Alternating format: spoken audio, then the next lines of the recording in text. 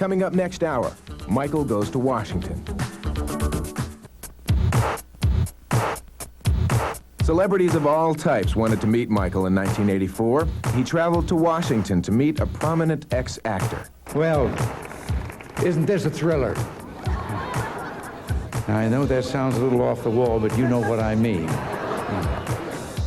At this stage of his career, when it would seem he's achieved everything a musical performer could hope for, Michael Jackson is taking time to help lead the fight against alcohol and drug abuse. Just get in and talk about it. I've got to go home. Oh, come on, Carrie. We're going to a new place. With Beat It as the background, Michael helped deliver a message as explosive as his video. You okay to drive? Yeah, I'm fine. You sure? Relax. What's a few beers? If you don't stop your friend from drinking and driving, you're as good as dead. I'm very, very honored. Thank you very much, Mr. President and Mrs. Reagan. But sharing a platform with Ronald Reagan during an election year stirred up even more controversy. I think a lot of people were upset with him appearing with Ronald Reagan. Now, he says he's an American, and I understand that. I can understand him saying that. And being honored at the White House is a very high tribute in this country. But in light of some of the things that Ronald Reagan had done in terms of his bills and his cuts affecting black America and poor Americans in general, I don't think he should have done that. When Michael wasn't making headlines, he was making friends. We'll meet some famous ones next.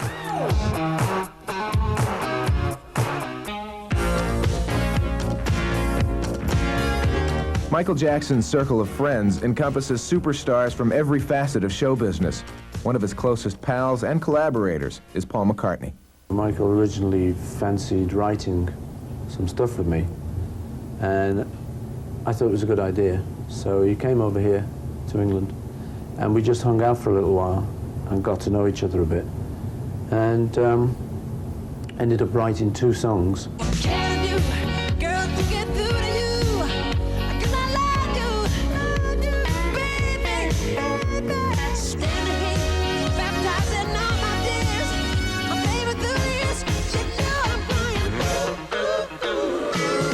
I suppose I was a bit of a ham as a kid, you know. It never leaves you. And Michael's the same. He's a regular ham.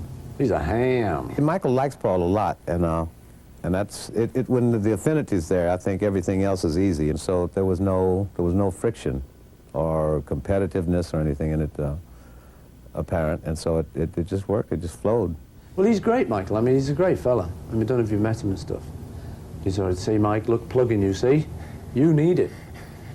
But he's a nice fella, you know. He's a good fella to be around, and he's talented. Yeah. And so, what more do you want? Next up, Kansas City and the kickoff to the Victory Tour.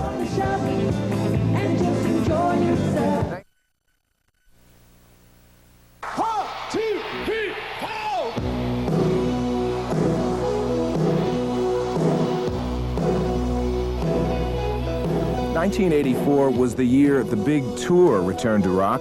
Setting the pace were record-breaking tours by Prince, the Jacksons, and Bruce Springsteen.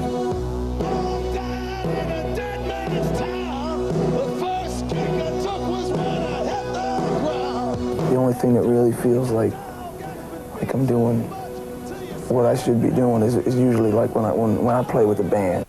The Van Halen World Extravaganza Circus Foreign Legion Traveling Gypsy Show. Smile, you're on candid camera! I'm going on. See you later.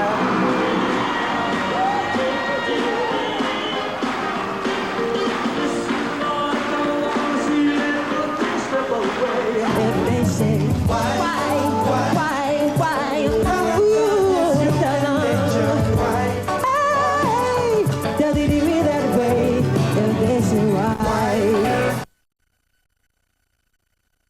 Of 84, Part 1. Let's look at one of the biggest and most controversial events in rock and roll history, the Jacksons' Victory Tour.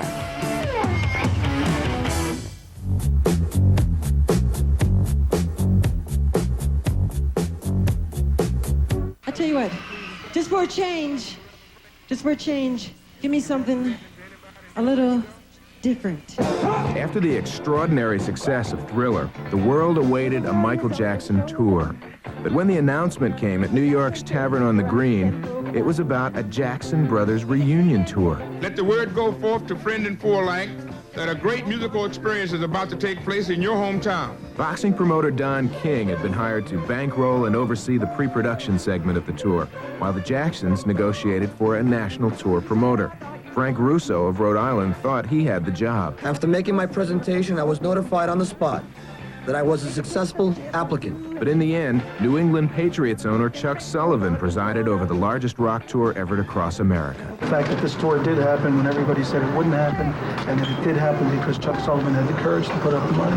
So tonight, woo-hoo, 9 to 5, come on and groove with me. Woo! Hey.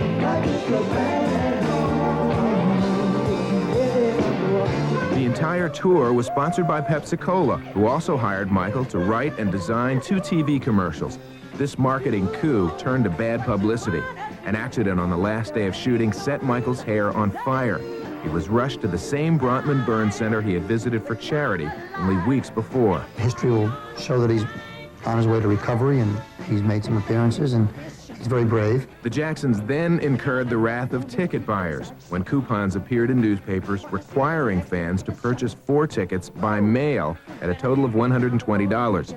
Michael dealt with this problem himself. I've asked our promoter to end the mail-order ticket system as soon as possible so that no one will pay money unless they get a ticket. But despite all the delays, problems, bad press, and rumors to the contrary, on July 6, 1984, the Jacksons, including once estranged brother Jermaine, hit the stage in Kansas City, Missouri. If they say why, tell them that it's human nature. Why does he do it this way? The fans loved the show. We think he's great. We slept in line for a week to get these seats. But the critics were less sure. I found the concert a bit disappointing, actually. I found it rather flat. But I think for the show to maximize its appeal, he's going to have to open up and give it a little more looseness. As a whole, I thought the production was really overblown. The props were just much too grandiose and ornate for the size of this production. I don't think that they helped themselves as recording artists and as viable entities, commercial entities, because of the tour. And because of the controversy around it, I think that they actually kind of did themselves a little bit of harm. And I think that Michael got tarnished a bit. But the tour rolled on and on. The show itself was enormous. When you have 120 road people, it looks confusing. So it's really, it hasn't been as confusing as people might lead you to think it has been.